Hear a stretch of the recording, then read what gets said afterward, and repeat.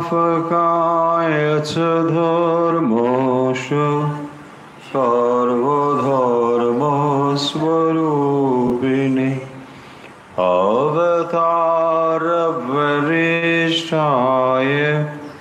रामकृष्णाय ते नमः। जननीं शारदां देवीं रामकृष्णं जगद्गुरुं पादपद्मे तयोः श्रित्वा प्रणमामि मुहुर्मुहुः। नमः श्रीयतिराजाय विवेकानन्दशूरये सच्चित्सुखस्वरूपाय स्वामिने तापहरिणे। ঠাকুর বা স্বামীজির প্রিয় ভক্ত অনুরাগীবৃন্দ, আজকের অনুধ্যানে আপনাদের সবাইকে আন্তরিক স্বাগত জানাচ্ছি।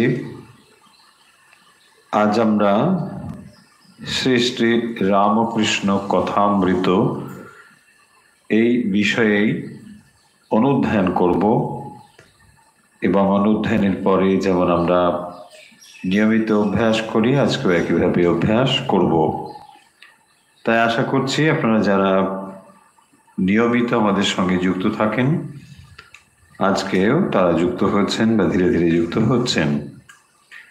আমরা কথামৃতে আজকে যে অংশটি পড়ব, এর তারিখ হলো 9 নভেম্বর 1884।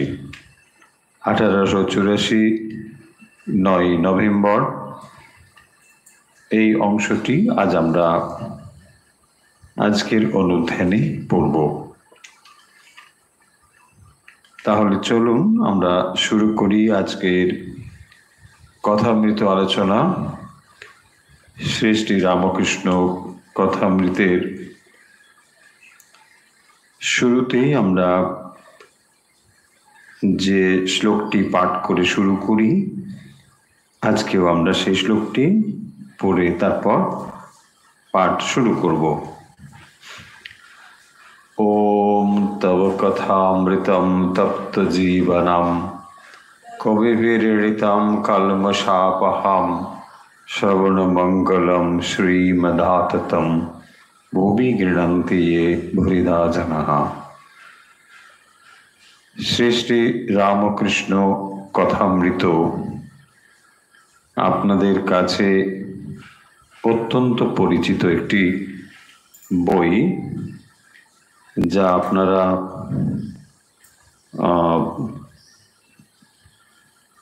প্রায়ই পাঠ করে থাকেন। অনেকে নিয়মিত এটি পাঠ করেন এবং সকলের কাছেই এই কথামৃত নিশ্চয়ই রয়েছে। এবং কথামৃতের ভেতরে যে সমস্ত বিষয় আলোচিত হয়েছে, সেই সমস্ত বিষয় যিনি ভক্ত হতে চান, শ্রী রামকৃষ্ণের ভাবধারায়, অথবা যারা আরো বৃহত্তর অর্থে ঠাকুরের ভক্ত হতে চান, ভগবানের ভক্ত হতে চান, তাদের জন্য এই বইটি প্রয়োজনীয় শুধু বলবো না, অপরিহার্য বলবো। কারণ এই সময়ে কথামৃতের সঙ্গে তুলনা করা যাবে এরকম কোনো গ্রন্থ আর নেই। কথামৃত ভগবানের স্বয়ং মুখ নিঃসৃত কথা। তাই আমরা যে অর্থে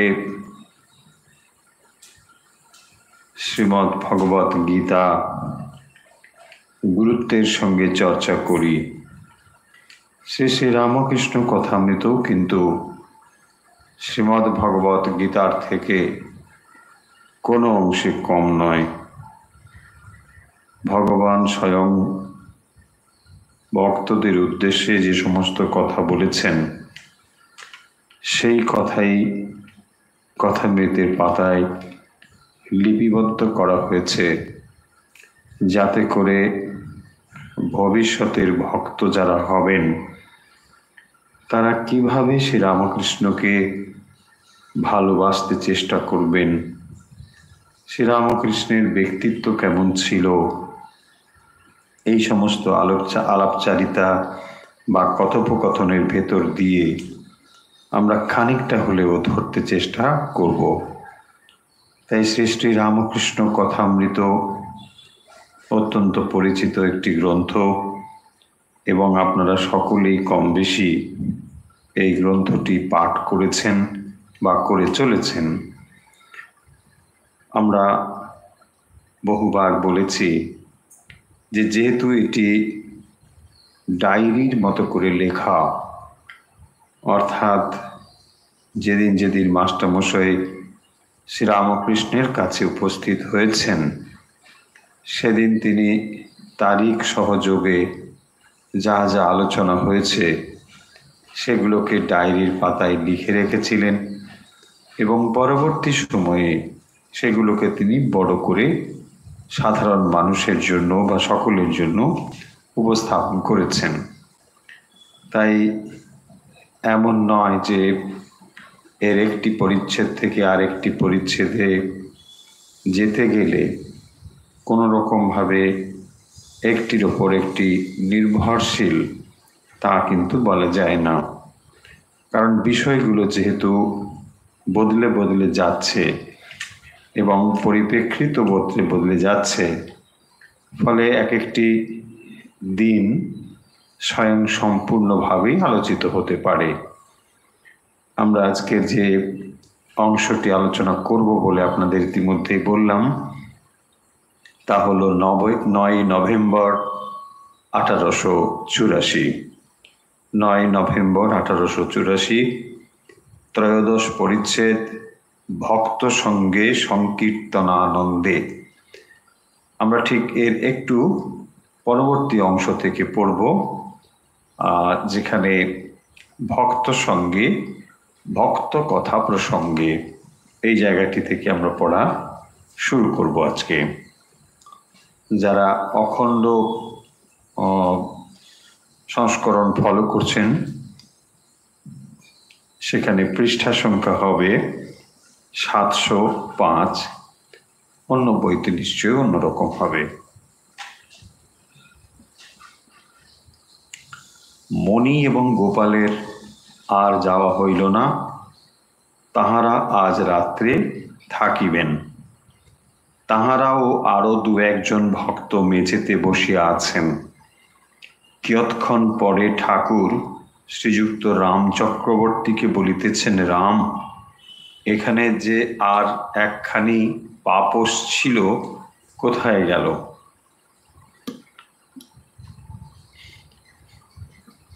একটু বর্ণনা এখানে রয়েছে, তো সেই বর্ণনা অংশে দেখতে পাচ্ছি যে মণি এবং গোপালের আর যাওয়া হলো না, তারা রাত্রে থাকবেন। তো মণি স্বয়ং মাস্টারমশাই এবং গোপাল এরা থাকবেন, তারা ও আরো 2-1 ভক্ত মেঝেতে বসে আছেন, খুবই স্পষ্ট। তারপরে বলছেন, ঠাকুর শ্রীযুক্ত রাম চক্রবর্তীকে বলিতেছেন, রাম, এখানে যে আর একখানি পাপোশ ছিল কোথায় গেল? দেখুন, শ্রীরামকৃষ্ণের দৃষ্টি সব দিকে রয়েছে।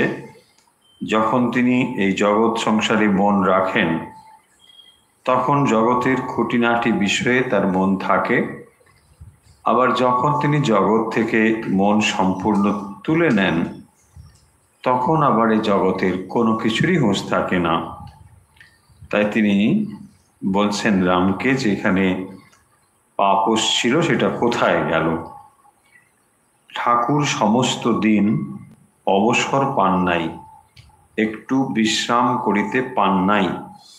ভক্তদের ফেলিয়া কোথায় যাইবেন? এইবার একবার বহির্দেশে যাইতেছেন, ঘরে ফিরিয়া আসিয়া দেখিলেন যে মণি রামলালের নিকট গান লিখিয়া লইতেছেন। তারিণী এবার তরিত করিতে তপন তনয় ত্রাসে ত্রাসিত ইত্যাদি। ঠাকুর মণিকে জিজ্ঞাসা করিতেছেন, কি লিখছ? গানের কথা শুনিয়া বলিতেছেন, এ যে বড় গান। তো তখনকার সময়ে আপনারা নিশ্চয়ই জানবেন যে এরকম ইচ্ছে মতন বই আমরা আজ যেমন পেয়ে যাই, এরকম বই অত সহজে সবসময় পাওয়া যেত না। আর মণি তখন কি করেছেন, যে এই গানটি তার পছন্দ হয়েছে বলে তিনি রামলালের থেকে সেই গানটি লিখে নিচ্ছেন, কপি করে নিচ্ছেন। তো তখন ঠাকুর দেখে বলছেন, কি লিখছো? তখন গানের কথা বলেছেন এবং তারপর তিনি বলছেন যে গানটি বেশ বড়।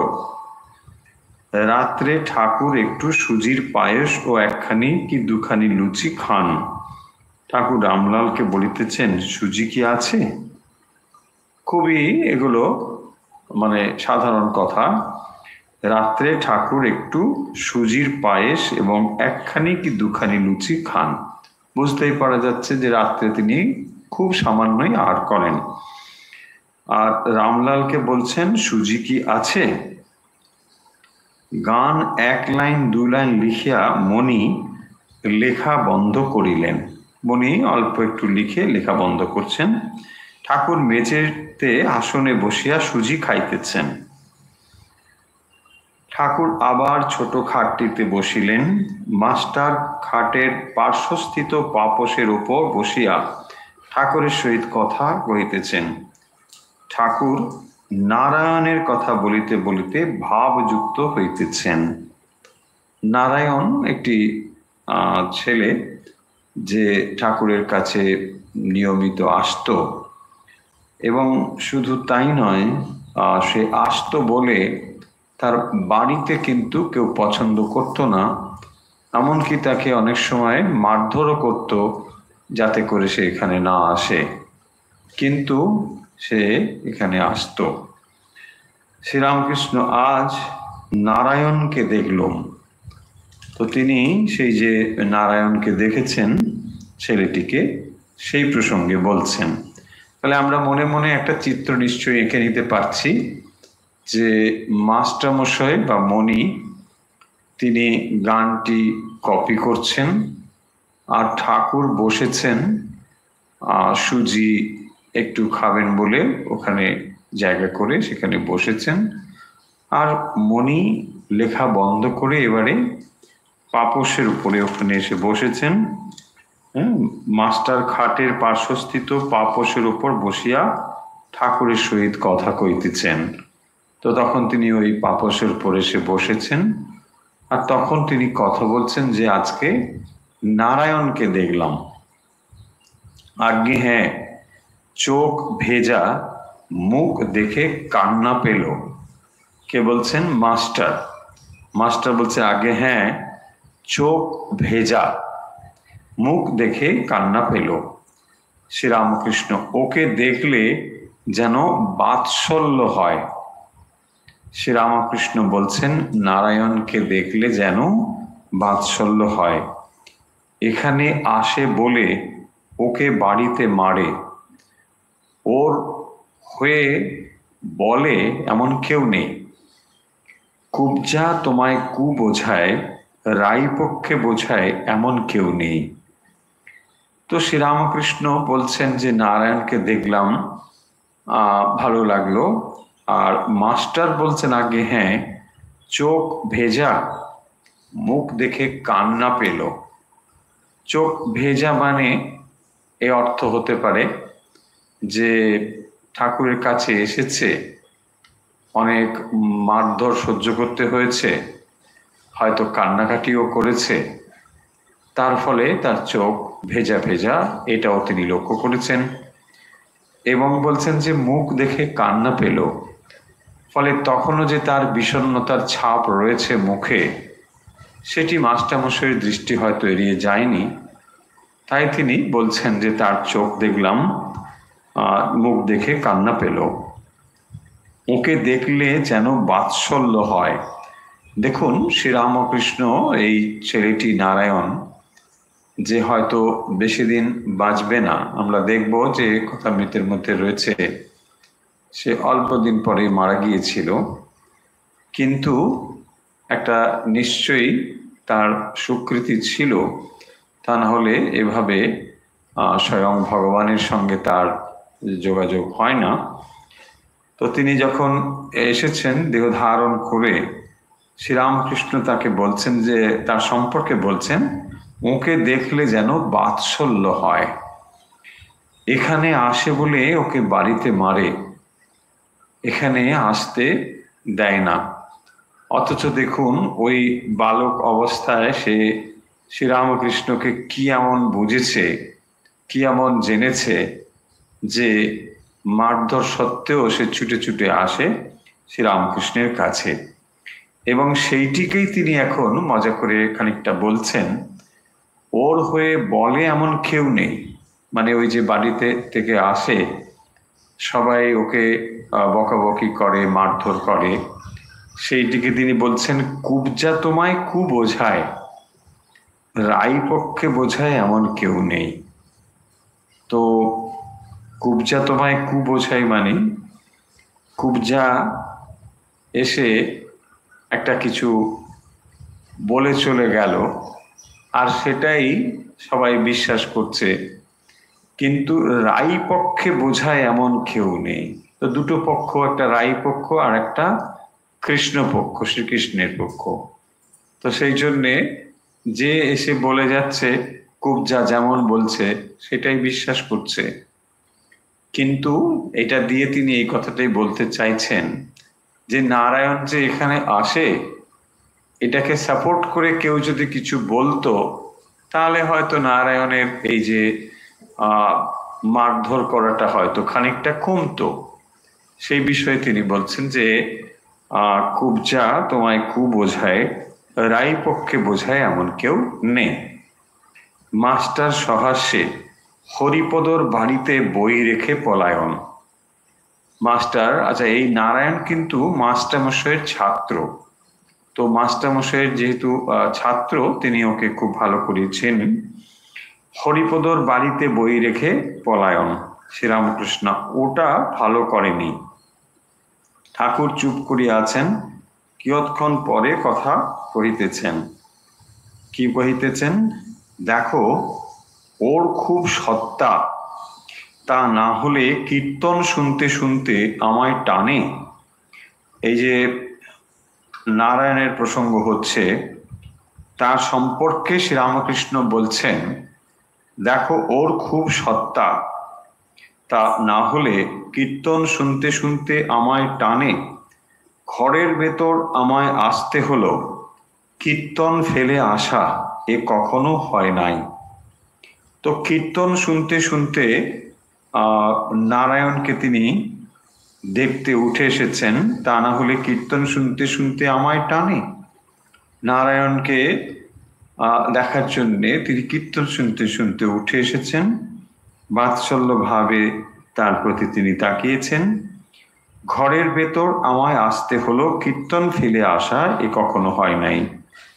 ঠাকুর চুপ করিলেন, কিয়ৎক্ষণ পরে আবার কথা কহিতেছেন। শ্রীরামকৃষ্ণ, ওকে ভাবে জিজ্ঞাসা করেছিলাম, তা এক কথায় বললে আমি আনন্দে আছি। ওকে ভাবে জিজ্ঞাসা করেছিলাম, তা এক কথায় বললে আমি আনন্দে আছি। তুমি ওকে কিছু কিনে মাঝে মাঝে খাইও বাৎসল্য ভাবে। শ্রীরামকৃষ্ণ মাস্টারমশাইকে বলছেন যে এই নারায়ণকে দেখে তার কত ভালো লেগেছে। শুধু তাই নয়, বলছেন যে আমি কীর্তন করতে করতে উঠে এসেছি, ফলে এই নারায়ণের ভেতরে নিশ্চয়ই সত্তা আছে। ভগবান স্বয়ং যার প্রতি আকর্ষণ অনুভব করছেন, সেখানে নিশ্চয়ই একটি সত্তা বিরাজ করে। শ্রীরামকৃষ্ণের উপমা দিয়েই বলি। শ্রীরামকৃষ্ণ বলছেন যে ভগবান হচ্ছেন একটি বড় চুম্বক, আর এই বিষয় হলো ক্ষুদ্র চুম্বক। তাই ভক্ত যখন বড় চুম্বকের আয়ত্তে এসে যায়, তখন এই বিষয় আকর্ষণগুলো তুচ্ছ হয়ে যায়। তাই স্বয়ং ভগবান যাকে আকর্ষণ করছেন, নারায়ণ, তার ভেতরে যে সত্তা রয়েছে এ বিষয়ে কোনো সন্দেহ নেই। এবং তিনি মাস্টারমশাইকে কথাও বলছেন যে ওকে কিছু কিনে মাঝে মাঝে খেতে দাও, বাৎসল্যভাবে ওকে দেখো। ঠাকুর শ্রীরামকৃষ্ণ তেজচন্দ্রের কথা করিতেছেন মাস্টারের প্রতি। একবার ওকে জিজ্ঞাসা করে দেখো, একবারে আমায় ও কি বলে। শ্রীরামকৃষ্ণ মাস্টারকে বলছেন যে একবার ওকে জিজ্ঞাসা করে দেখো, একবারে আমায় ও কি বলে। একবারে আমায় কি বলে মানে প্রথমবারে সে আমাকে কি বলে ধারণা করেছে বা বলে, সেইটি জানতে চেয়েছেন। মানে জ্ঞানী কি কি বলে, আর কি কি বলে এসব। শুনলুম তেজচন্দ্র নাকি বড় কথা কয় না, তেজচন্দ্র নাকি বড় কথা কয় না। গোপালের প্রতি, দেখ তেজচন্দ্রকে শনি মঙ্গলবারে আসতে বলিস। দেখুন, এই পর্যন্ত যে কথাগুলো হয়েছে এখানে খুব বড় বা খুব দার্শনিক বা খুব তত্ত্বগত কথা কিছু নেই, সামান্য কথা হয়েছে। কিন্তু তার ভেতরে আমরা যে মূল অংশটি দেখতে পেলাম, সেখানে নারায়ণের সঙ্গে কথা হচ্ছে, মানে নারায়ণ প্রসঙ্গে কথা হচ্ছে। তো নারায়ণ হচ্ছে মাস্টারমশাইয়ের ছাত্র, তাকে শ্রীরামকৃষ্ণ দেখেছেন, বলছেন যে আজ নারায়ণকে দেখলুম, এবং এই নারায়ণকে দেখে তার খুব ভালো লেগেছে। আর মাস্টার বলছেন যে ওর চোখগুলো ভেজা আর মুখ দেখে যেন কান্না পায়। এবং তখন তিনি বলছেন যে দেখো, ও বাড়িতে ও এখানে আসবে বলে বাড়িতে ওকে লোকে পছন্দ করে না, আর মারধরও করে। এবং সেই জন্য বলছেন, তা হওয়া সত্ত্বেও বলছেন ওর ভেতরে খুব সত্তা, তা না হলে আমি কীর্তন শুনতে শুনতে উঠে আসবো কেন।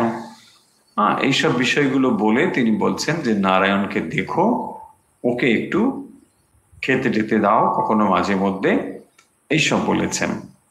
আমরা এই পর্যন্ত যে কথাগুলো দেখলাম, যেখানে মোটামুটি প্রসঙ্গ নারায়ণের এসেছে, এইটুকুই এখানে রয়েছে। কিন্তু এর পরের যে অংশগুলো আমরা দেখব, দেখুন এখানে মেঝেতে আসনের উপর ঠাকুর উপবিষ্ট সুজি খাইতেছেন। মানে ওই যে পটটি চলছিল সেটা এখনো চলছে, আমাদের যে দৃশ্যপট সেটা এখনো চলছে। মেঝেতে আসনের উপর ঠাকুর উপবিষ্ট সুজি খাইতেছেন, পার্শ্বে একটি পিলসুচির ওপর প্রদীপ জ্বলিতেছে।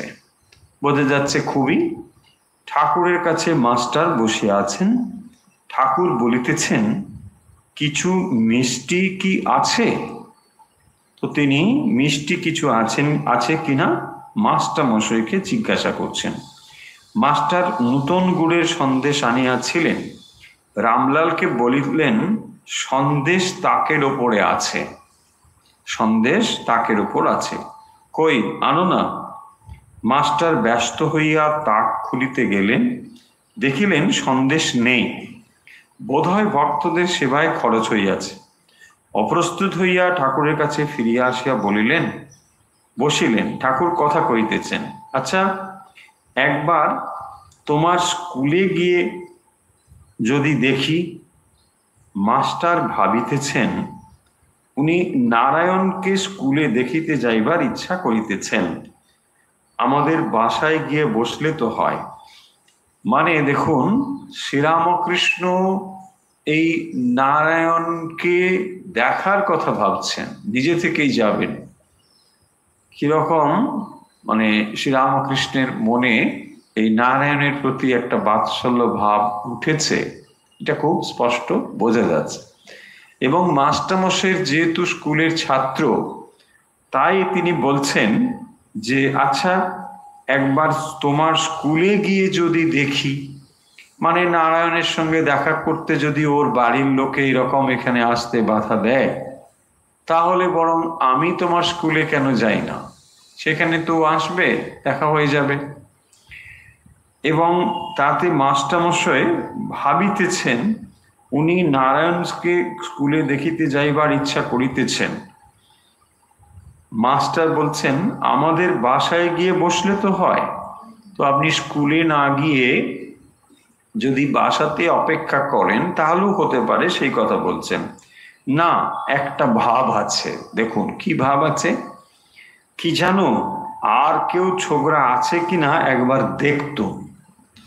তার মানে শ্রীরামকৃষ্ণ যখন এসেছেন শরীর ধারণ করে, তিনি এটি নিশ্চিত রূপে জানেন যে যাদের যাদের তার এই লীলার সঙ্গে যুক্ত হওয়ার কথা, তারা সকলেই হাজির হবেন। এবং তাই তিনি দেখবেন যে তারা আর কে কে এখানে রয়েছে।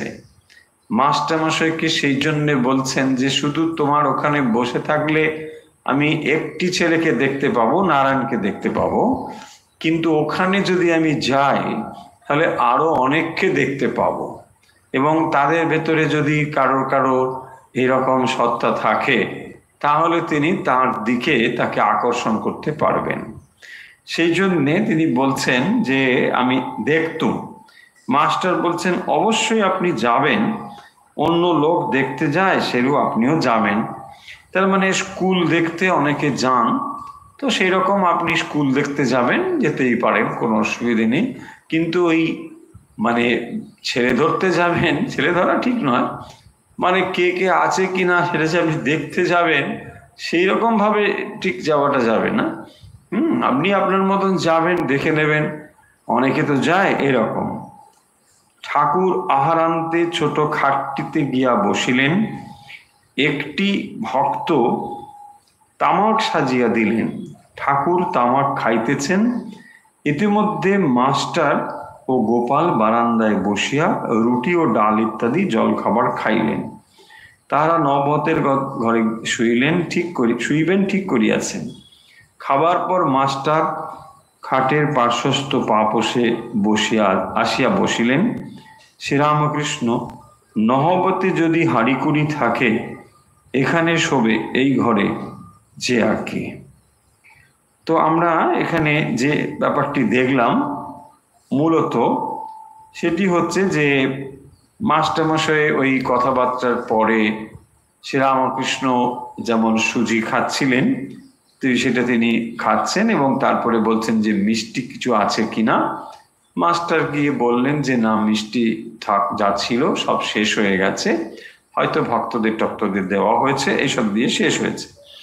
তো তারপরে তিনি বলছেন যে আচ্ছা, একবার তোমার স্কুলে যদি যাই তাহলে নারায়ণের সঙ্গে দেখা হয়ে যাবে। এই প্রসঙ্গ আমরা এই জন্য আলোচনা করছি, এইটা বোঝানোর জন্যে যে দেখুন শ্রীরামকৃষ্ণ মানে ভক্ত ভগবানকে যেমন খুঁজছেন, ভগবানও কিন্তু ভক্তকে সমানভাবেই খুঁজছেন।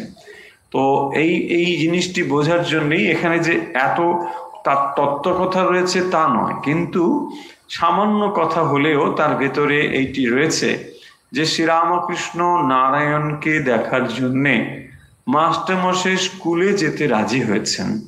সেখানে মাস্টারমশাই বলছেন যে আপনি আমার বাসায় গিয়ে বসবেন, দেখা হয়ে যেতে পারে। বলছে না গো, তা নয়, আমি গেলে যেমন নারায়ণকে দেখব, আরো কেউ আছে কিনা আমি দেখব। অর্থাৎ তার এই লীলা সঙ্গে যারা যারা আসবেন তারা পার্শ্ববর্তী নানা জায়গায় শরীর ধারণ করেছেন, কিন্তু এক সময় যখন তিনি দিব্যলোকে ছিলেন সেখান থেকে যখন এসেছেন, ফলে সেই সময় তার কিরকম ছিল, আর এখন তিনি যখন শরীর ধারণ করে এখানে এসেছেন তখন তার কিরকম হয়েছে, সেটি মায়ার সঙ্গে সংযুক্ত হয়ে মায়ার জগতে কেমন হয়েছেন, এইটি জানতে শ্রীরামকৃষ্ণ অত্যন্ত আগ্রহী। এবং সেই জন্য দেখবেন তার লীলা পার্শ্বদের তিনি নিজেই যেন খুঁজে নিচ্ছেন, এবং খুঁজে নেবার জন্যে শুধু তাই নয়, যখন তার সাধনা পূর্ণ হয়েছে দক্ষিণেশ্বরের কালীবাড়ির ওপরে গিয়ে ছাদে তিনি ডাকছেন, একেবারে আক্ষরিক অর্থেই সেখানে ডাকছেন, ওরে কে কোথায় আছিস আয়। তার মানে যে লীলা করবেন বলে শ্রীরামকৃষ্ণ শরীর ধারণ করে এসেছেন, তার সঙ্গে যাদের যাদের আসার কথা ছিল তারা কোথায়, তারা এখন কেন আসছে না, সেই জন্যে তিনি প্রার্থনা করছেন বা কাঁদছেন বা ডাকছেন, আহ্বান করছেন যে তারা যেন এসে হাজির হয়। আর এদিকে মাস্টারমশাইকে বলছেন আমি তোমার স্কুলে যাব, নারায়ণকে যেমন দেখতে পাবো, পাশাপাশি আর কেউ আছে কিনা সেটাও আমি দেখব। তো তাই জন্যে মাস্টারমশাই কি বলছেন যে হ্যাঁ আপনি আসতে পারেন, অনেকে তো এইভাবে স্কুলে আসে, তো আপনি এইভাবে আসতে পারেন। তারপরে সেদিন এইভাবে শেষ হলো কথাগুলো, এবং তারপর মাস্টারমশাই সেখানে হারাদি করে দক্ষিণেশ্বরে সেদিন থাকলেন নহবতে। বলছেন যদি ওখানে হাড়ি কুড়ি থাকে এখানে শোবে এই ঘরে, যদি ওই ছোট্ট ঘরটিতে ওখানে যদি শুতে পারো তাহলে ভালো, আর নহবতে যদি না শোয়া যায় তাহলে এখানে শুতে পারো, এইসব কথা হয়েছে। এরপরে আমরা যে অংশটি ঠিক ওরই পরবর্তীতে যে অংশটি রয়েছে সেটি আমরা আজকে পড়বো। এটি আমাদের মূলত পড়বার জায়গা। তো এইটুকু অংশ আমরা শুধু এই জন্যই পড়লাম যে এখানে ওই নারায়ণের বিষয়টি আলোচনা হয়েছে বলেই আমরা এই বিষয়টি একটু আজকে কথামৃতে নিয়ে এলাম, শুধু এই প্রসঙ্গগুলো বোঝার জন্যে যে শ্রীরামকৃষ্ণ কিভাবে তার যে অন্তরঙ্গ যারা তার লীলা পার্ষদ, তো তাদের জন্যে তিনি কিভাবে ব্যাকুল থাকতেন সেই বিষয়টি আলোচনার জন্যেই আমরা এই বিষয়টি আজকে আলোচনা করলাম। এরপরে যে অংশটি রয়েছে দেখুন, সেখানে একটু বর্ণনা রয়েছে। রাত 10টা-11টা হইল, ঠাকুর ছোট খাটটিতে তাকিয়া ঠেসান দিয়া বিশ্রাম করিতেছেন। মণি মেঝেতে বসিয়া আছেন, মণির সহিত ঠাকুর কথা কইতেছেন।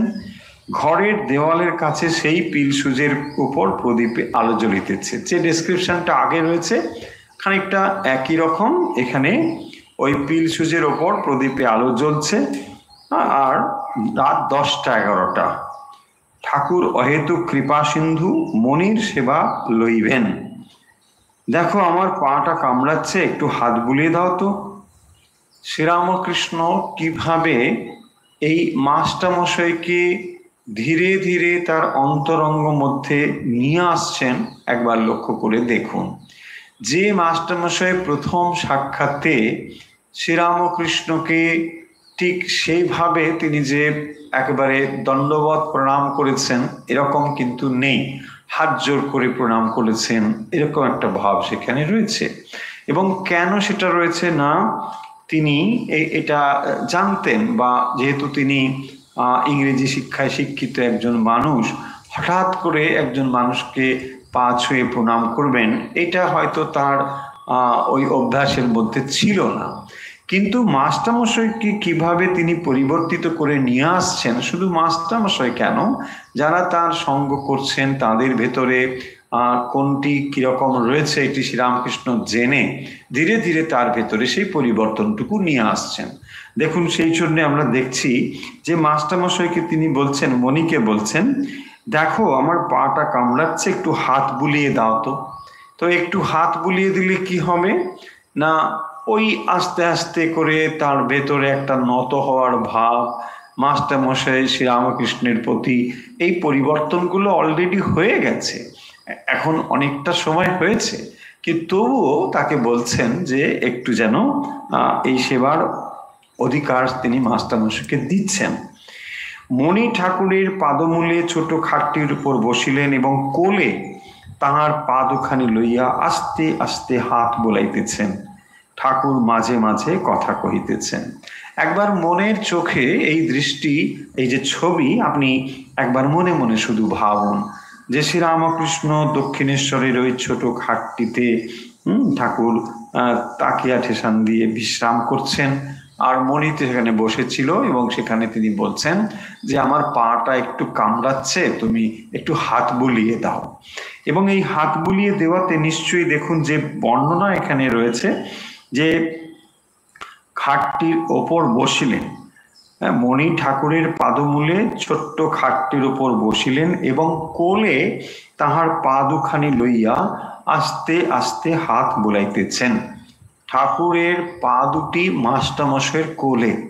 একবার মনে মনে ভাবুন আর মাস্টারমশাইয়ের জায়গায় নিজেকে বসিয়ে ফেলুন, তাহলে দেখবেন কথামৃতের এই যে অনুধ্যান এটা সুন্দরভাবে আপনার মনে গেঁথে যাবে। মাস্টারমশাইয়ের জায়গায় মাস্টারমশাই পরম সৌভাগ্যবান নিঃসন্দেহে, কিন্তু আমরাও অনুধ্যান করবার সময় মনে মনে ঠাকুরের পা দুটিকে যেন আমাদের কোলেতে আমরা নিলাম, নিয়ে ঠাকুর মণিকে যেমন বলছেন যে আমার পা দুটি কামড়াচ্ছে, আস্তে আস্তে হাত বুলিয়ে দাও, আপনিও মনে মনে ওই ভাবটিকে গ্রহণ করে ঠাকুরের পায়ে আস্তে আস্তে করে হাত দুটো বুলিয়ে দিন। ঠাকুর মাঝে মাঝে কথা কহিতেছেন, আজ সব কেমন কথা হয়েছে বলছেন। হ্যাঁ, আজ সব কেমন কথা হয়েছে। ওই যে একটু আগে কথাবার্তাগুলো হলো, সেই কথাগুলোর ভেতরে খুব একটা গভীর কোনো ভাব যে ছিল না, বা অন্য ঠাকুরের বা অন্য আধ্যাত্মিক ভাব বিশেষ কিছু ছিল না, সেইটির জন্য বলছেন যে আজ কি এমন কথা হলো। আগে খুব ভালো, আজ সব কেমন কথা হয়েছে মানে আগে খুব ভালো। শ্রীরামকৃষ্ণ সহাস্যে, আকবর বাদশাহের কেমন কথা হলো? আগে হ্যাঁ। শ্রীরামকৃষ্ণ, কি বলো দেখি। এইবারে শ্রীরামকৃষ্ণ জানতে চাইছেন যে আকবর বাদশাহের কি কথা হলো। মণি তখন বলছেন, ফকির আকবর বাদশাহের সঙ্গে দেখা করতে এসেছিল। আকবর শাহ তখন নামাজ পড়ছিল। নামাজ পড়তে পড়তে ঈশ্বরের কাছে ধন দৌলত চাচ্ছিল। তখন ফকির আস্তে আস্তে ঘর থেকে চলে যাওয়ার উপক্রম করলে। পরে আকবর জিজ্ঞাসা করাতে বললে, যদি ভিক্ষে করতে হয় ভিখারির কাছে কেন করব? তো এই কথাটি আমরা কথামৃতের অন্যত্র পেয়েছি, এবং সেখানে কি কথা রয়েছে না, ফকির আকবর সাহেবের কাছে দেখা করতে এসেছে। একজন ফকির এসেছেন আকবর শাহর সঙ্গে দেখা করতে। তো আকবর শাহ তখন কি করছেন, নামাজ পড়ছেন, এবং নামাজ পড়তে পড়তে তিনি ঈশ্বরের কাছে ধন দৌলত প্রার্থনা করছেন, যে আমার এই চাই ওই চাই, সব যেমন লোকে সাধারণভাবে প্রার্থনা করে থাকেন। তো তখন সেই ফকির আস্তে আস্তে ঘর থেকে চলে যাওয়ার উপক্রম করছেন, যে না আমি চলে যাব। তো তখন আকবর জিজ্ঞাসা করলেন যে কেন চলে যাবে? তখন বলছেন, যদি ভিক্ষে করতে হয় ভিখারির কাছে কেন করব? তো দেখুন এই কথাটির তাৎপর্য হচ্ছে যে যদি চাইতেই হয় সর্বোচ্চ ধন চাইব, এবং যিনি সবকিছু দিতে পারেন তার কাছেই চাইব। যদি চাইতেই হয় জাগতিক বস্তু দিতে পারে যে মানুষ, তার কাছে চাইবার থেকে স্বয়ং পরমেশ্বর ভগবানের কাছেই চাইব। তিনি দিলে আর আপনি রাখার জায়গা পাবেন না, তার কাছেই তো চাইতে হবে।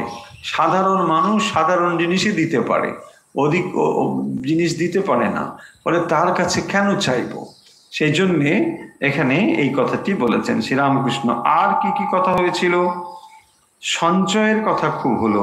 কি কি হলো? চেষ্টা যতক্ষণ করতে হবে বোধ থাকে ততক্ষণ চেষ্টা করতে হয়। সঞ্চয়ের কথা স্মৃতিতে কেমন বলেছিলেন? মণি বলছেন যে চেষ্টা তত সময় করতে হবে বোধ থাকে, যতক্ষণ চেষ্টা করার বোধ থাকে তত সময় সেটা করতে হয়। সঞ্চয়ের কথা স্মৃতিতে কেমন বলেছিলেন? কি কথা? এইবারে সেই কথা বলছেন, যে তার উপর সব নির্ভর করে তার ভার তিনি লন। তাহলে ভগবানের ওপরে যদি কেউ সম্পূর্ণভাবে নির্ভর করে তাহলে ভগবান তার সব ভার নেন। নাবালকের যেমন ওছি সব ভার নেয়, নাবালক সব কাজ করতে পারে না, তাই তার থাকে ওছি বা ট্রাস্টি। তারা কি করেন না, তারা তার হয়ে কাজ করেন। ঠিক সেরকম বলছেন যে ভগবানের ওপরে যদি কেউ দায়িত্ব দিয়ে দেয় তাহলে ভগবান তার হয়ে সব করবেন। আরেকটি কথা শুনেছিলাম যে নিমন্ত্রণ বাড়িতে ছোট ছেলে নিজে বসবার জায়গা নিতে পারে না, তাকে খেতে কেউ বসিয়ে দেয়। তো ছোট ছেলে মানে সে সর্বদা ভগবানের উপর নির্ভরশীল। যে ভগবানের উপর নির্ভরশীল তার সব ব্যবস্থা ভগবানই করে দেয়। এবং সেই জন্যে আরেকটি উপমা হিসেবে এখানে বলছেন যে ছোট ছেলে যদি নেমন্তন্ন বাড়িতে যায় তাহলে সে নিজে থেকে কোথাও কি বসে পড়ে না, বড়রা তাকে ঠিক করে দেয়, বলে দেয় এইখানে বসো, এইখানটায় বসো। ঠিক সেরকম ভাবে ভগবানের উপর যদি কেউ নির্ভর হয় তাহলে ভগবান তার সব ব্যবস্থা করে দেন। না, ও হলো না। মাস্টারমশাইয়ের এই কথা শুনে শ্রীরামকৃষ্ণ বলছেন, না, ও হলো না। বাপে ছেলের হাত ধরে লয়ে গেলে সে ছেলে আর পড়ে না। তো এই যে উপমা, সেই উপমা শ্রীরামকৃষ্ণ যেন খানিকটা সংশোধন করে এখানে বলছেন যে ও হলো না, বাপে ছেলের হাত ধরে লয়ে গেলে সে ছেলে আর পড়ে না। তার মানে যদি ছেলে বাপের হাত ধরে তাহলে সেটা পড়ে গেলেও যেতে পারে। উল্টো দিক থেকে যদি হয়, অর্থাৎ ছেলের হাত যদি বাপ ধরে তাহলে কিন্তু আর ভয় নেই। এটা তিনি বলছেন, ও হলো না, বাপে ছেলের হাত ধরে লয়ে গেলে সে ছেলে আর পড়ে না। ফলে যদি ভগবান তাকে ধরেন, ভক্তের হাত যদি ভগবান ধরেন, তাহলে আর কোনো বিপদের সম্ভাবনা নেই। ছেলে যদি হাত ধরে ধরে যায়, বাবার হাত যদি ছেলে ধরে তাহলে বিপদ হলেও হতে পারে, কিন্তু উল্টো দিক থেকে যদি বাবা ছেলের হাত ধরে তাহলে আর কোনো ভয় নেই। এটি মানে তিনি সংশোধন করে বলছেন। আর আজ আপনি 3 রকম সাধুর কথা বলেছিলেন। উত্তম সাধু, সে বসে খেতে পায়। আপনি ছোকরা সাধুটির কথা বললেন। মেয়েটির স্তন দেখে বলেছিল বুকে ফোড়া হয়েছে কেন, আর ওসব চমৎকার চমৎকার কথা বললেন। সব শেষের কথা, আরো সব চমৎকার চমৎকার কথা বলেছেন। তো এখানে তিনি কি বলছেন, আর আজ আপনি 3 রকম সাধুর কথা বলেছেন। উত্তম সাধু সে বসে খেতে পায়। যে উত্তম সাধু সে কি করে, তাকে কোথাও যেতে হয় না, সে সাধন ভজন নিয়ে থাকে এবং এভাবেই সে খেতে পায়। আর একটি ছোকরা সাধুর, এখানে একটি গল্প আপনারা অনেকেই জানেন, যে কথামৃতে এই গল্পটিও রয়েছে, যে এক ব্রহ্মচারী সে ভিক্ষা করতে বেরিয়েছে এবং সেখানে গিয়ে দেখলো যে এরকম একটি মা তাকে ভিক্ষা দিতে এসেছে, এবং সে তখন যেহেতু ব্রহ্মচারী কিছু জানে না, তাই সে এরকম বলছে যে মা, তোমার মেয়ের বুকে বোধহয় ফোড়া হয়েছে, এইসব বলেছে। তারপরে বলেছে না বাবা, তা নয়, ওর সন্তান হবে এই জন্যে। এবং তখন ওখানে সেই ব্রহ্মচারী একটা নতুন জ্ঞান পেল। সে বলল যে ভগবান তার পৃথিবীতে সন্তান আসবে, সেই জন্যে যদি মায়ের বুকে তিনি তার খাবারের ব্যবস্থা করে রাখেন, তাহলে তো আমার ঘুরে ঘুরে ভিক্ষা করার কোনো প্রয়োজন নেই। ভগবান, আমি যদি ভগবানের উপর নির্ভরশীল হতে পারি তাহলে ভগবান সমস্ত ব্যবস্থা করতে পারবেন, এরকম বা করবেন, এরকম সমস্ত ব্যাপারগুলো বা এই কথাগুলো আলোচনা হয়েছিল, সেটি তিনি বলছেন।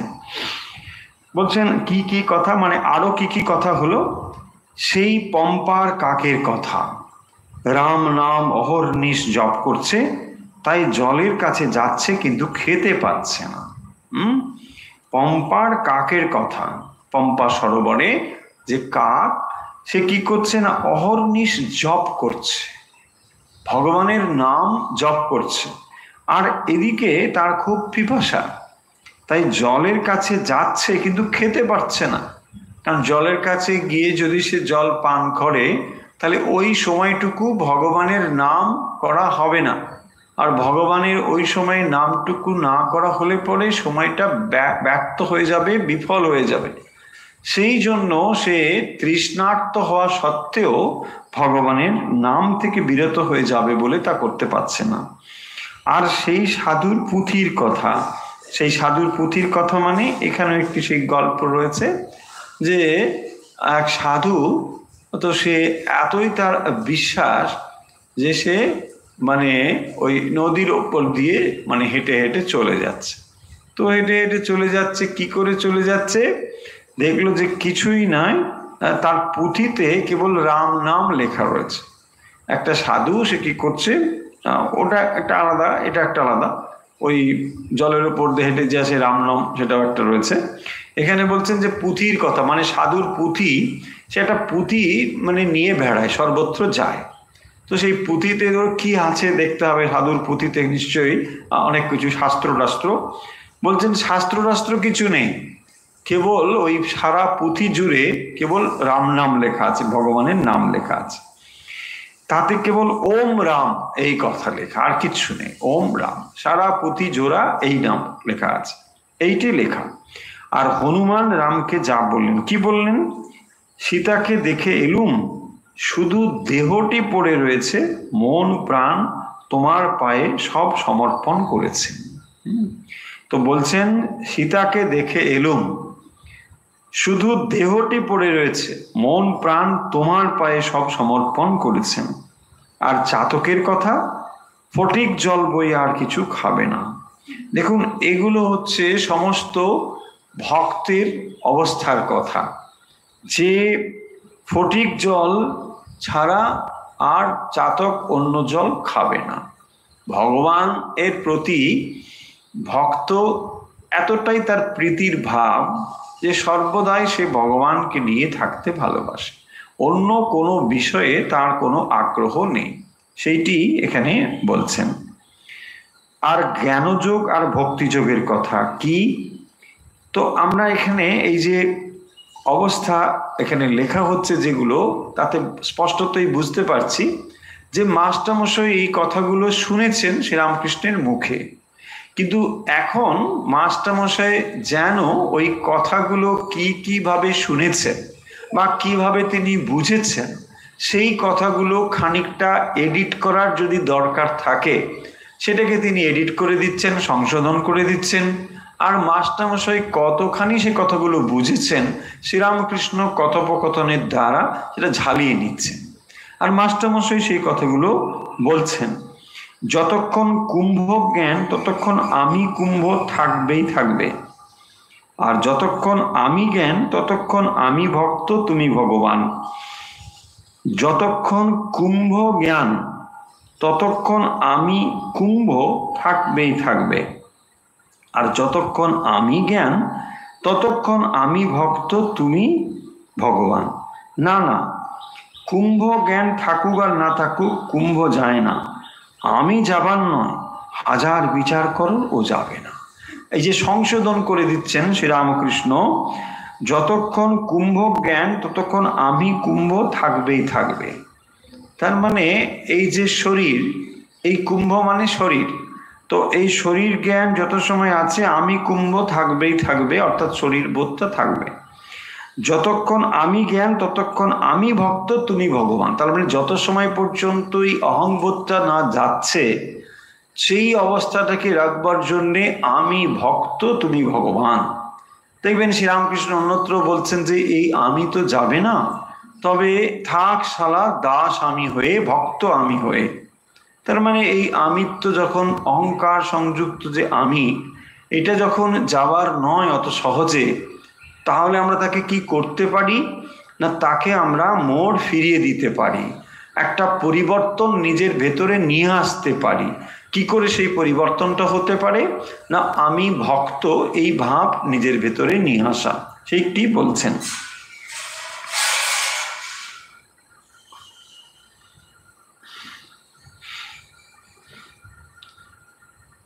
মণি খানিকক্ষণ চুপ করিয়া রহিলেন, আবার বলিতেছেন, কালী ঘরে ঈশান মুখুজ্জের সঙ্গে কথা হয়েছিল, বড় ভাগ্য তখন আমরা সেখানে গিয়েছিলাম আর শুনতে পেয়েছিলাম। হ্যাঁ, কি কি কথা বলো দেখি। সেই বলেছিলেন কর্মকাণ্ড আদিকাণ্ড, শম্ভু মল্লিককে বলেছিলেন যদি ঈশ্বর তোমার সামনে আসেন তাহলে কি কতকগুলো হাসপাতাল ডিসপেন্সারি চাইবে। তো এই যে কথাগুলো এখানে তিনি উল্লেখ করছেন যে কর্মকাণ্ড হলো আদিকাণ্ড। আদিকাণ্ড মানে যে কর্মকাণ্ড বা ভগবানের জন্যে বা মানুষের জন্যে যে কিছু করবার ইচ্ছে, এইটি থেকে আরো বড় হলো ভগবানকে লাভের চেষ্টা করা, অর্থাৎ আরো নিবিড়ভাবে ভগবানকে লাভ করবার জন্যে যে সাধন ভজন, এটা তার থেকে আরো ওপরে। তা না হলে বলছেন যে শম্ভু মল্লিককে বলেছিলেন, যদি ঈশ্বর তোমার সামনে আসে, যদি ঈশ্বর তোমার সামনে আসেন, তাহলে কি কতগুলো হাসপাতাল ডিসপেন্সারি চাইবে? তার মানে মানুষের সেবা করবার উদ্দেশ্য যদি ভগবানকে প্রাপ্তির দিকে না হয়, তাহলে সেটা কেবলমাত্র বাইরের একটা কাজ হয়ে দাঁড়াবে। সেই জন্যে যদি কর্মকাণ্ড আদিকাণ্ড, কর্মকাণ্ড নিঃসন্দেহেই প্রয়োজন, কিন্তু সেই কর্মকাণ্ডের ভেতর দিয়ে ঈশ্বরকে লাভ করাই হচ্ছে একমাত্র উদ্দেশ্য হওয়া উচিত।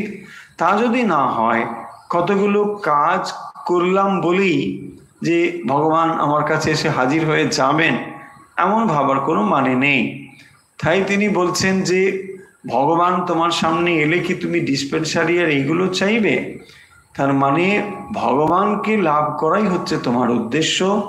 আর ভগবান যদি ইচ্ছে করেন, তিনি এই জগতের পরিবর্তন করে দিতে পারেন। তাই যিনি মনে করেন যে কর্মের দ্বারা জগতের পরিবর্তন করবেন, এটি তার কেবল অহংকারের প্রকাশ ছাড়া আর কিছুই নয়। কারণ ভগবান এমন কিছু গর্তে পড়ে যাননি যে তাকে উদ্ধার করবার জন্যে মানুষের প্রয়োজন হবে।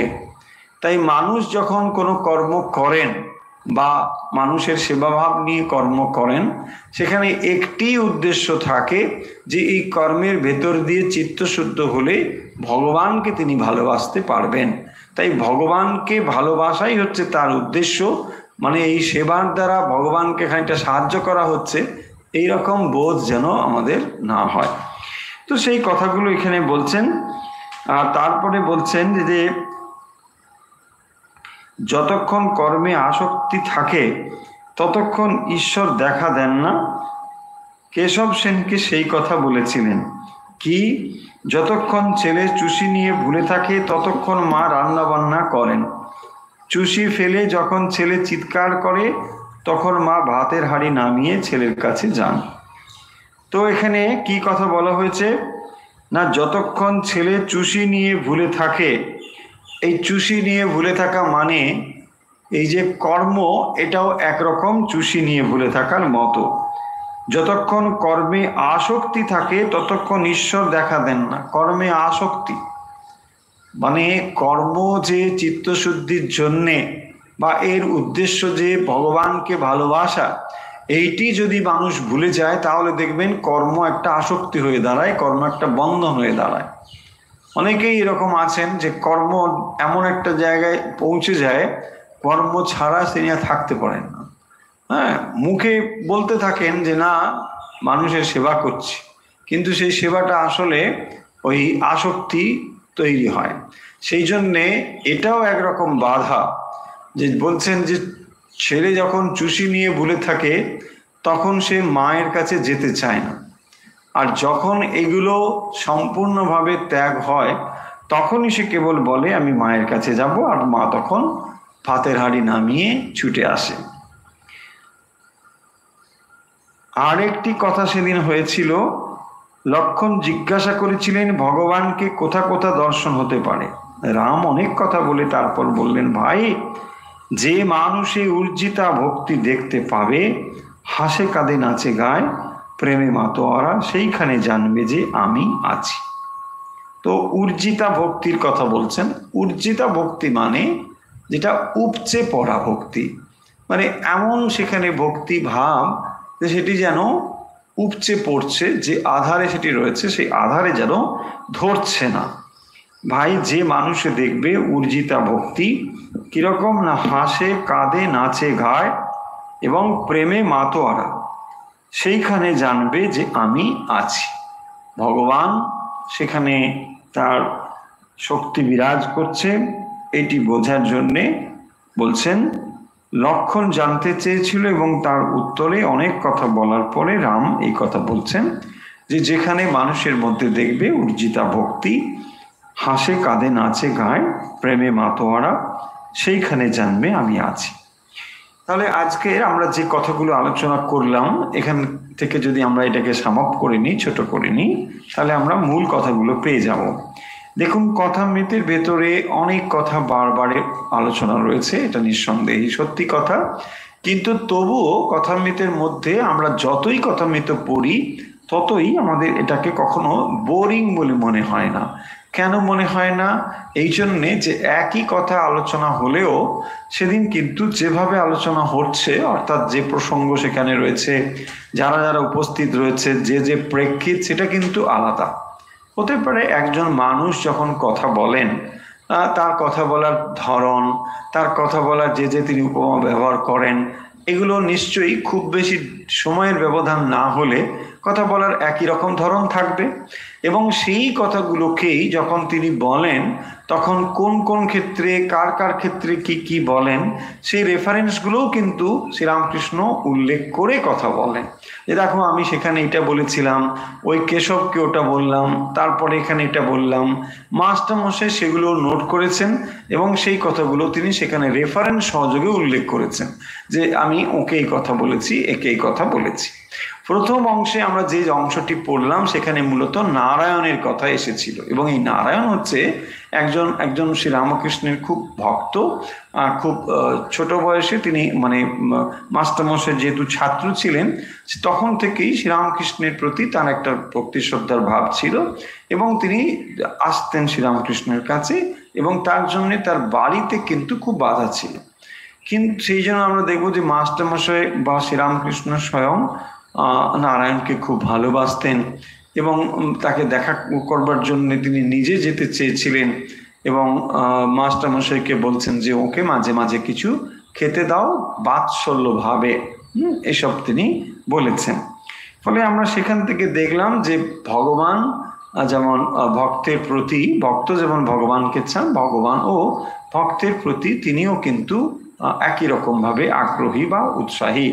যেখানে ওই চুম্বকের কথা আমরা প্রসঙ্গক্রমে বললাম যে ভগবান হচ্ছেন বড় চুম্বক, এবং সেই চুম্বকের কেউ যদি স্বাদ পায় একবার, তাহলে এই বিষয়ের যে আকর্ষণগুলো আমরা আপাতভাবে মধুর বলে মনে করি সেইগুলো কিন্তু চলে যায়। ফলে ভগবান এর এই যে ভালোবাসা, সেই ভালোবাসা হচ্ছে এইগুলো থেকে সম্পূর্ণ আলাদা, এবং সেই ভালোবাসার ভেতরে যেহেতু কোনো লেনা দেনা নেই, যেহেতু কোনো বিষয়ে সংযুক্ত ব্যাপার নেই, সেই জন্যে অহেতুকী ভালোবাসা হওয়ার ফলে সেটি অত্যন্ত গভীর হয় এবং তার ফলে সেটি চিরস্থায়ীও হয়। সেই কারণের জন্যে আমরা দেখব যে সরল স্বভাব বালক নারায়ণ, তার মনে শ্রীরামকৃষ্ণের প্রতি যে ভক্তি শ্রদ্ধার ভাবটি জেগে উঠেছিল। আরো কথা এখানে আমরা দেখছি যে একটা প্রসঙ্গ এসেছে বাদশার কথা এবং ফকিরের কথা। আপনারা সকলেই সেই গল্প জানেন যে যখন ভগবান এর কাছে আকবর বাদশাহ প্রার্থনা করছেন যে ধন দাও দৌলত দাও, তখন একজন ফকির এসেছিলেন নবাবের দরবারে সাহায্য প্রার্থী হয়ে। কিন্তু যখন দেখলেন যে স্বয়ং নবাবই প্রার্থনা করছেন, তো তখন তার মনে হলো যে আমি নিজেই না কেন ভগবানের কাছে প্রার্থনা করি, যে যিনি ভগবানের কাছে নিজেই চাইছেন তার কাছে আর চাইব, যিনি চাইছেন তিনি তো ভিখারি, ফলে যিনি ভিক্ষার জন্য ভিক্ষা চাইছেন তার কাছে আর আমি কেন ভিক্ষা চাইব। এই কথাগুলো রয়েছে এবং এগুলো খুবই খুবই সহজ বিষয়গুলো। তারপরে আমরা দেখব যে আরো কথা এখানে রয়েছে, ওই নাবালকের যেমন অচির কথা রয়েছে, এরকম কিছু উত্তম সাধুর কথা রয়েছে। এই প্রসঙ্গগুলো এসেছে মানে আগে এগুলো আলোচনা হয়েছে, সেই বিষয়গুলো মাস্টারমশাই কিভাবে বুঝেছেন সেগুলোই যেন একটা তিনি ঝালিয়ে নিচ্ছিলেন এই কথার ভেতর দিয়ে। তো তারপরে আমরা দেখব এইভাবে এই কথাগুলো অগ্রসর হয়েছে, এবং একেবারে শেষের দিকে যে কথাটি এসেছে সেটি হচ্ছে যে কর্ম এবং জ্ঞান এই বিষয়ে, যে যত সময় পর্যন্ত কর্ম হচ্ছে কর্ম আদিকাণ্ড, কর্ম আদিকাণ্ড চিত্তশুদ্ধির জন্য কর্মের প্রয়োজন, কিন্তু কর্ম একটা মানে বাধা হয়ে দাঁড়ায় যদি সেটা আসক্তিতে রূপান্তর হয়। কর্ম করতে করতে করতে করতে সেটা একটা আসক্তির মতন হয়ে যায়, এবং তার ফলে এইটাও একটা বাধা হয়। কর্ম কেন করছি, কর্মগুলো করার উদ্দেশ্য হচ্ছে সেটা ভালো কর্ম হোক, মানুষের উপকারের জন্য কর্ম হলেও সেটার উদ্দেশ্য কিন্তু ভগবানকে লাভ করবার জন্যে। তাহলে ভগবানকে যদি লাভ করার উদ্দেশ্যে কোনো কর্ম করি, তাহলে সেই কর্মগুলোর একটা মূল্য আছে, সেই কর্মগুলোর প্রয়োজন রয়েছে। এছাড়া যদি কর্মের জন্যেই কর্ম করি, অফকোর্স কর্ম করতে করতে মানুষের মন এভাবেই আসক্ত হয়ে পড়ে। প্রথমের দিকে হয়তো ঠিকঠাকই থাকে, কিন্তু কর্মের ভেতরে এমন একটি গুণ রয়েছে বলবো, বা দোষ রয়েছে বলবো, যে যার ফলে কর্ম কিন্তু মানে ওই আসক্তির দিকে নিয়ে চলে যায়। কারণ কর্মের মধ্যে যেটা সব থেকে বড় বিপদ, সেটা হচ্ছে এখানে একটা অ্যাপ্রিসিয়েশন রয়েছে, এবং যে মানুষটি কর্ম করেন তিনি হচ্ছেন ওই কর্মের কেন্দ্রবিন্দু হয়ে দাঁড়ান। তাই সমস্ত রকম প্রশংসা তাকে ঘিরেই হয়, এবং সেই কারণের জন্যেই তার একটা আসক্তি চলে আসার সম্ভাবনা কিন্তু প্রবল থাকে। তাই কর্ম করতে করতে প্রথমের দিকে হয়তো খুব শুদ্ধতা, পবিত্রতা ইত্যাদিগুলো থাকলেও থাকতে পারে, কিন্তু ধীরে ধীরে যদি এই বিচার বোধ এবং ঈশ্বরের জন্যই একমাত্র এটা করছি, এই বোধ যদি না থাকে, তাহলে কিন্তু কর্মের বিপদ রয়েছে। সেই জন্যে মাস্টারমশাইয়ের কে তিনি এই প্রসঙ্গ করে, বিশেষ করে শম্ভু মল্লিকের কথা উত্থাপন করেই এই কথাটা তিনি যেন সবার উদ্দেশ্যে বলে যাচ্ছেন, যে কর্ম আদিকাণ্ড, কর্মের প্রয়োজন রয়েছে, কর্মকে বাদ দেওয়া যাবে না। ভগবদ্গীতাতে বারবার সে কথা উল্লেখ করা হয়েছে, কিন্তু তথাপি এ কথাও যেন মনে রাখতে হবে, কর্মের দ্বারা বা সমস্ত কর্মের উদ্দেশ্য হচ্ছে ভগবানকে ভালোবাসা। ভগবানকে ভালোবাসার জন্যই কর্ম, ভগবানকে ভালোবাসতে পারবার জন্যই শাস্ত্রপাঠ, ভগবানকে ভালোবাসার জন্যই সাধুসঙ্গ, ভগবানকে ভালোবাসতে পারার জন্যই তীর্থ দর্শন। না হলে এইগুলোর আলাদা আলাদা করে কোনো মূল্য নেই। তীর্থ দর্শনের জন্য তীর্থ দর্শন, কোনো মূল্য নেই। সাধুসঙ্গের জন্য সাধুসঙ্গ, কোনো মূল্য নেই। এইগুলো শুধু একমাত্র সেই উদ্দেশ্যের দিকে যদি ধাবিত হয়, তাহলেই এগুলোর মূল্য রয়েছে। সমস্ত কিছু আমাকে ঈশ্বরের দিকে প্রেরিত করে। যে কিছু প্রচেষ্টা, যা কিছু করছি, যা কিছু ভাবছি, সমস্ত যদি ঈশ্বরের দিকে নিয়ে যায়, তাহলেই দেখা যাবে এগুলোর একটা বিরাট মূল্য রয়েছে। হ্যাঁ, এই কথাই আমরা ভগবদ্গীতাতেও দেখেছি। তো তারপরে তিনি বলছেন, এখানে যে কথাটি দিয়ে শেষ হয়েছে, বা আমরা যে কথা দিয়ে শেষ করব, সেটি হচ্ছে যে রামচন্দ্র বলছেন অনেক কথা। লক্ষণের প্রশ্নের উত্তরে তিনি বলছেন, ভাই, যে মানুষে উর্জিতা ভক্তি দেখতে পাবে, হাসে কাঁদে নাচে গায়, প্রেমে মাতোহারা, সেইখানে জানবে আমি আছি।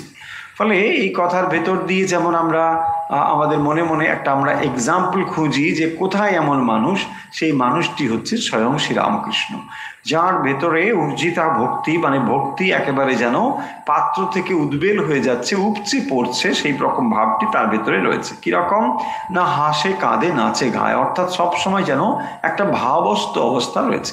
এবং বাস্তবিক পক্ষে শ্রীরামকৃষ্ণের জীবনের দিকে তাকালেও আমরা এই ভাবটি দেখতে পাবো। ফলে এই যে কথা এখানে আলোচনা হলো, যে রামচন্দ্র যে কথা বললেন, যে এইরকম একজন মানুষের ভেতরে, যার ভেতরে ভক্তি উচ্চিতা রূপে রয়েছে, তাকে দেখে তুমি বুঝতে পারবে যে সেখানেই জানবে আমি রয়েছে। আমি রয়েছি মানে ভগবান স্বয়ং সেখানে বিরাজ করছেন তার শক্তি রূপে। সেই রকম ভাবেই শ্রীরামকৃষ্ণের ভেতরেও এইরকম একটি ভাব রয়েছে। তাই কথামৃত পাঠ বা যে কোনো প্রচেষ্টার লক্ষ্যই হলো ভগবানকে ভালোবাসা। ভগবানকে ভালোবাসাই হচ্ছে সমস্ত শাস্ত্র পাঠ, সমস্ত চর্চা, সমস্ত আলোচনার উদ্দেশ্য। তাই আজকের কথামৃত পাঠ আমরা এখানে শেষ করছি। আজকের কথামৃত পাঠ আমরা যে অংশ থেকে করলাম, এটি হলো 9 নভেম্বর 1884।